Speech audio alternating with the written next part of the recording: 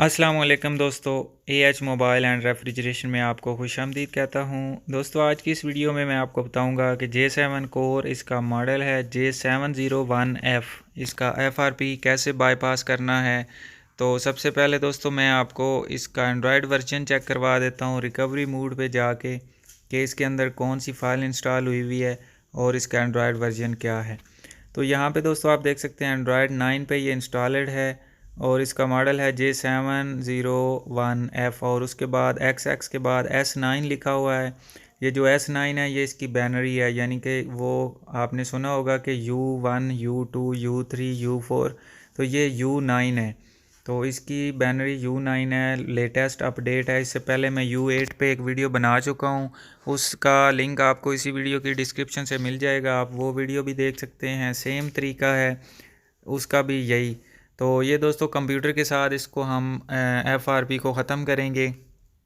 तो सबसे पहले मैं आपको चेक करवा दूं कि इसको FRP लगा हुआ भी है या नहीं है। तो जल्दी जल्दी यहाँ पे हम नेक्स्ट कर लेते हैं।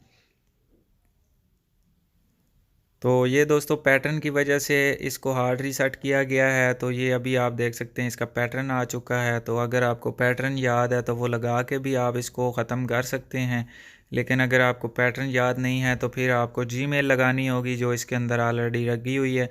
अगर ये दोनों चीज़ें आपको पता नहीं हैं तो फिर आप कैसे इसको बाईपास करेंगे, ये वीडियो आपने एंड तक देखनी है। तो ये आप देख सकते हैं यहाँ पे इसके सेटिंग में भी कुछ ऑप्शन हैं जो अलाउ वाले आते हैं, लेकिन उसके बाद ये जब सेटिंग पे क्लिक करते हैं तो यहाँ पे ये काम नहीं करता। तो ये मेथड भी इस पे फेल हो चुका है। तो इसको हम कॉम्बिनेशन फ़ाइल से ही फ्लैश करेंगे जिसके साथ इसका FRP ख़त्म होगा। तो दोस्तों ये कंप्यूटर के साथ FRP ख़त्म होना है। ये डाउनलोडिंग मोड पे लगाने के लिए हमने मोबाइल के वॉल्यूम डाउन, होम बटन और पावर बटन को एक साथ दबाना है। तो इसका वार्निंग वाला मूड आएगा, फिर एक दफ़ा वॉल्यूम अप बटन प्रेस करना है तो ये डाउनलोडिंग मूड पे आ जाएगा। यहाँ पे आप देख सकते हैं FRP इसका ऑन है, OEM भी इसका लॉक ऑन है। तो अब हम केबल लगा के कंप्यूटर पे चलते हैं। तो दोस्तों कंप्यूटर में जो चीज़ें आपको इसमें वीडियो में इंस्टॉल करने को मिलेंगी वो आपको डिस्क्रिप्शन से भी मिल जाएंगी। उनके लिंक फ्री ऑफ कॉस्ट हैं, कोई उसकी चार्जेस नहीं हैं। तो ये मैंने केबल लगा दी है, तो आप कंप्यूटर पे चलते हैं।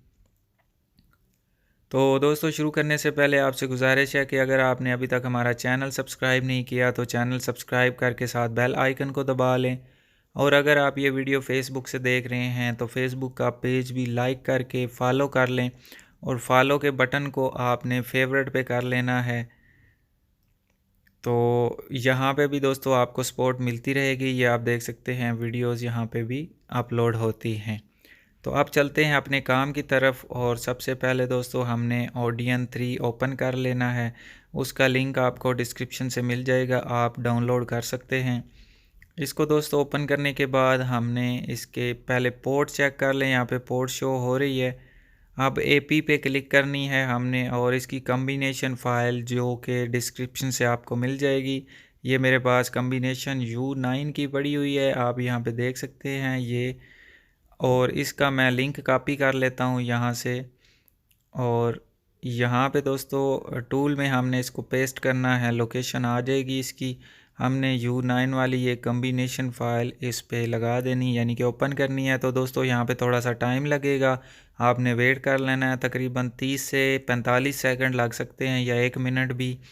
तो वेट करने के बाद ये जैसे ही इसके अंदर ऐड हो जाएगी तो उसके बाद आपने पोर्ट चेक कर लेनी है दोस्तों। अगर पोर्ट नहीं आ रही है तो फिर आप USB ड्राइवर भी इंस्टॉल करें। कंप्यूटर में सैमसंग के USB ड्राइवर होंगे तभी ये पोर्ट शो होगी। फिर आपने स्टार्ट का बटन दबाना है तो आपका मोबाइल खुद ब खुद यहाँ पे लाइन चलनी शुरू हो जाएगी, Odeon पे भी, कंप्यूटर पे यानी कि, और मोबाइल पे भी। तो USB ड्राइवर का लिंक आपको डिस्क्रिप्शन से मिलेगा, तभी आपका ये काम होगा। ड्राइवर के बगैर तो मोबाइल कनेक्ट ही नहीं होता। तो ये दोस्तों मैंने वीडियो थोड़ी सी तेज़ कर दी है ताकि आप दोस्तों का टाइम ज़ाया ना हो। तो यहाँ पे हम अभी वेट कर लेते हैं।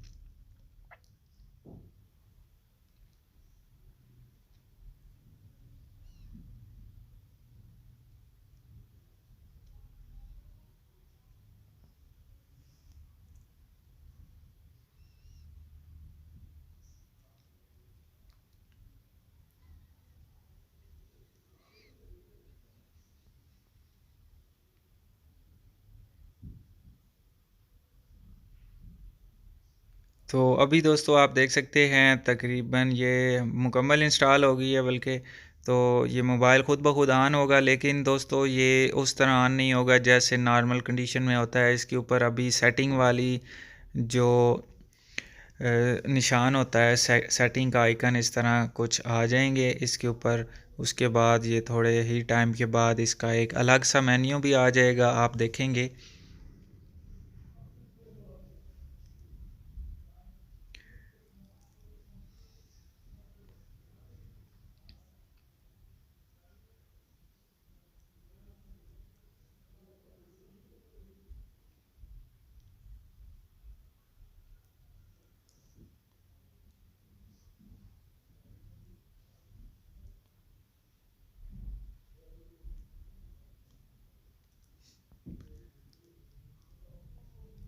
आप दोस्तों यहाँ पे इसका मेन्यू का ये ऊपर बटन लगा हुआ है, यहाँ पे सेटिंग में आप जा सकते हैं। अगर यहाँ से ना भी जाएं तो ऊपर से नोटिफिकेशन पैनल में जाके सेटिंग में जा सकते हैं।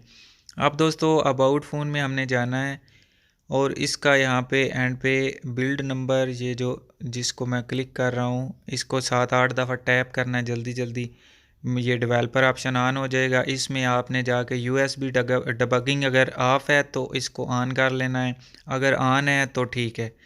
तो फिर मोबाइल को बंद करना है, थोड़ा सा बटन दबा के रखेंगे, ये खुद ब खुद बंद हो जाएगा। फिर से हम डाउनलोडिंग मोड पे वैसे ही लगाएंगे जैसे हमने पहले लगाया था, और मोबाइल को कंप्यूटर के साथ कनेक्ट करके तो फिर इसको इसके ओरिजिनल फर्मवेयर से फ़्लैश कर देंगे, जिसका लिंक आपको डिस्क्रिप्शन से मिल जाएगा। इसकी ओरिजिनल जो फ़्लैश फ़ाइल है यानी कि जो सॉफ्टवेयर है उसका लिंक आपको डिस्क्रिप्शन से मिल जाएगा। ये आप देख सकते हैं मैंने ऑलरेडी डाउनलोड करके इसको एक्सट्रैक्ट किया हुआ है।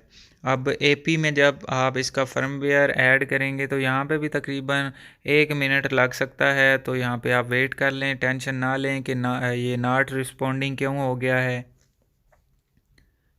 तो जैसे ही दोस्तों एपी में आपकी फ़ाइल ये ऐड हो जाती है, उसके बाद आप सारी दूसरी भी फ़ाइलें पहले भी दूसरी कर सकते हैं, कोई ऐसा मसला नहीं है। मैंने एपी में पहले कर लिया तो इसका मतलब ये नहीं है कि आपने एपी में ही पहले करनी है।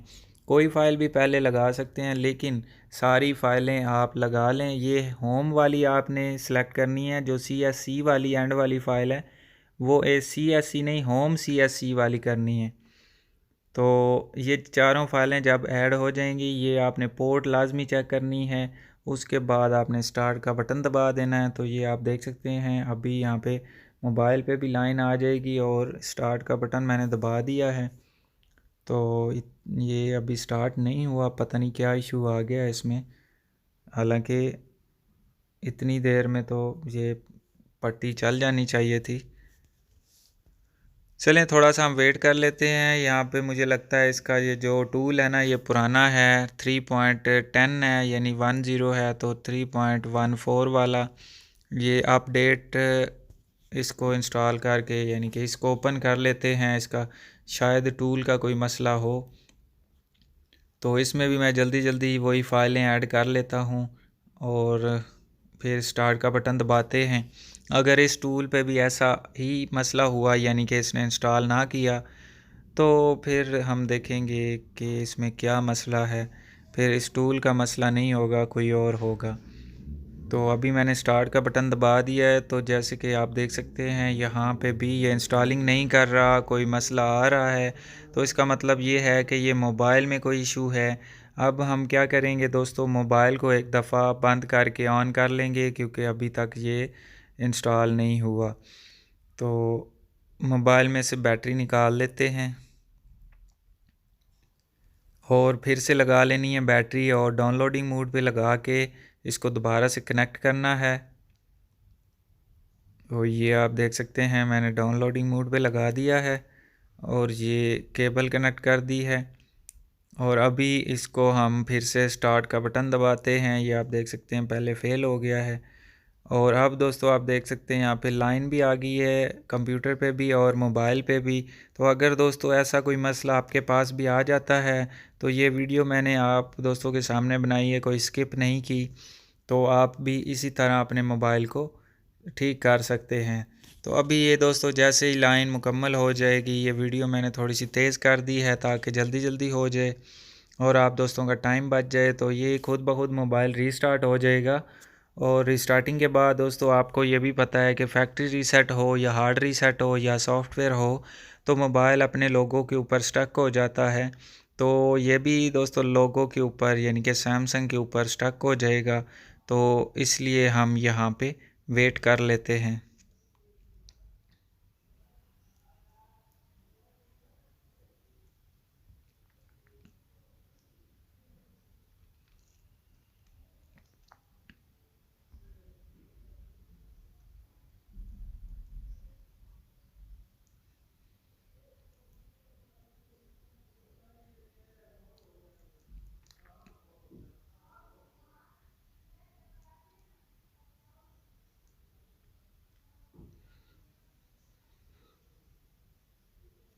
तो अभी दोस्तों आप देख सकते हैं सारी लोडिंग मुकम्मल हो चुकी है और ये मैंने लॉक खोला है और नेक्स्ट किया है तो आप देख सकते हैं इसका मेन्यू निकल आया है, यानी कि इसका FRP ख़त्म हो चुका है, हमें सेटअप विज़िट की भी ज़रूरत नहीं पड़ी। तो दोस्तों इसी के साथ हमारी आज की वीडियो ख़त्म होती है, मिलते हैं अगली वीडियो में एक नए से ट्रिक्स के साथ। तब तक के लिए AH मोबाइल एंड रेफ्रिजरेशन को दीजिए इजाज़त। अल्लाह हाफिज़, अल्लाह निगहबान, पाकिस्तान जिंदाबाद।